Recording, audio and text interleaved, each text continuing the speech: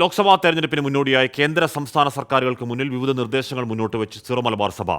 ക്രൈസ്തവ സമൂഹവുമായി ബന്ധപ്പെട്ട ജെ.ബി. കോശി കമ്മീഷൻ റിപ്പോർട്ട് പൂർണ്ണമായി പുറത്തുവിടണം എന്നതാണ് പ്രധാന ആവശ്യം.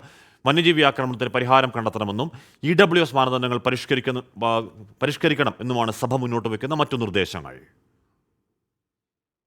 ലോക്സഭാ തെരഞ്ഞെടുപ്പിന് മുന്നോടിയായി കേന്ദ്ര സംസ്ഥാന സർക്കാരുകൾക്കും രാഷ്ട്രീയ പാർട്ടികൾക്കും മുന്നിൽ നിലപാട് തുറന്നു പറയുകയാണ് സിറോ മലബാർ സഭ.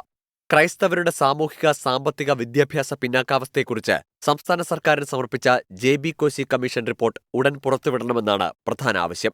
സാമ്പത്തികമായി പിന്നാക്കം നിൽക്കുന്നവർക്കായുള്ള സംവരണ മാനദണ്ഡങ്ങളിൽ കേന്ദ്ര സർക്കാർ നിർദ്ദേശങ്ങൾ നടപ്പാക്കാൻ സംസ്ഥാന സർക്കാർ തയ്യാറാകണമെന്നാണ് സിറോ മലബാർ സഭ മുന്നോട്ട് വയ്ക്കുന്ന രണ്ടാമത്തെ ആവശ്യം. സംസ്ഥാനത്തെ വന്യജീവി ശല്യത്തിന് പരിഹാരമുണ്ടാകണമെന്ന നിർദ്ദേശവും സഭ മുന്നോട്ട് വയ്ക്കുന്നുണ്ട്.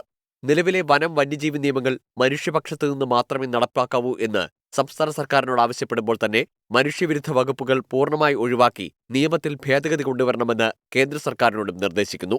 തെരഞ്ഞെടുപ്പിൽ ഇക്കാര്യങ്ങൾ മുൻനിർത്തിയാകും പരിഗണന ഉണ്ടാവുകയെന്ന മുന്നറിയിപ്പാണ് സിറോ മലബാർ സഭയുടെ ഭാഗത്തുനിന്ന് ഉണ്ടായിരിക്കുന്നത്. 24 കൊച്ചി.